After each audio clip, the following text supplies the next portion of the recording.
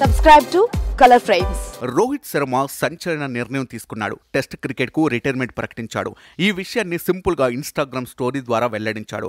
Test cricket నుంచి తప్పుకుంటున్నట్టు సుదీర్ఘ ఫార్మెట్లో టీమిండియాకు ప్రాతినిధ్యం వహించడాన్ని గౌరవంగా భావిస్తున్నానని, నా ఈ ప్రయాణంలో మీరు చూపించిన ప్రేమ సపోర్టుకు ధన్యవాదాలు అంటూ స్టోరీలో పేర్కొన్నాడు. టీ20 వరల్డ్ కప్ గెలిచిన తర్వాత పొట్టి ఫార్మెట్కు రిటైర్మెంట్ ప్రకటించిన రోహిత్ ప్రస్తుతం వన్డే ఫార్మెట్కు పరిమితమయ్యాడు. రోహిత్ రిటైర్మెంట్కు ఇంగ్లాండ్తో జరగనున్న టెస్ట్ సిరీసే కారణమని తెలుస్తోంది. నిజానికి అగర్కర్ నేతృత్వంలోని సెలక్షన్ కమిటీ రోహిత్తో టచ్లో ఉంది. ఇంగ్లాండ్ సిరీస్కు రోహిత్ను కేవలం ఆటగాడిగానే సెలెక్ట్ చేస్తున్నట్లు, కెప్టెన్సీ బాధ్యతల నుంచి తప్పిస్తున్నట్లు సమాచారం అందింది.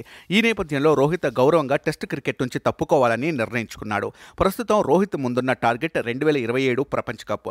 రోహిత్ శర్మ తన అంతర్జాతీయ కెరీర్లో 2 సార్లు టీ20 ప్రపంచ కప్ నెగ్గాడు. 2007 టీ20 ప్రపంచ కప్ గెలిచిన జట్టులో ఉన్నాడు. 2024 టీ20 ప్రపంచ కప్ గెలిచిన జట్టుకు కెప్టెన్గా వ్యవహరించాడు. 2 సార్లు ఛాంపియన్ ట్రోఫీ నెగ్గాడు. 2013లో ఆటగాడిగా, 2025లో టీమిండియా కెప్టెన్గా ఛాంపియన్స్ గెలిచాడు. అయితే ఒక్క వన్డే వరల్డ్ కప్ కూడా గెలవలేదు. 2011లో రోహిత్ జట్టులో భాగం కాలేదు.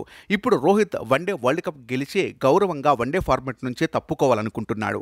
కాగా రోహిత్ శర్మ ఇప్పటి వరకు 67 టెస్ట్ మ్యాచ్లు ఆడి 4301 పరుగులు చేశాడు. అందులో 12 సెంచరీలు, 18 హాఫ్ సెంచరీలు ఉన్నాయి. వీడియో మీకు నచ్చినట్లయితే ప్లీజ్ లైక్ చేయండి, షేర్ చేయండి, కామెంట్ చేయండి.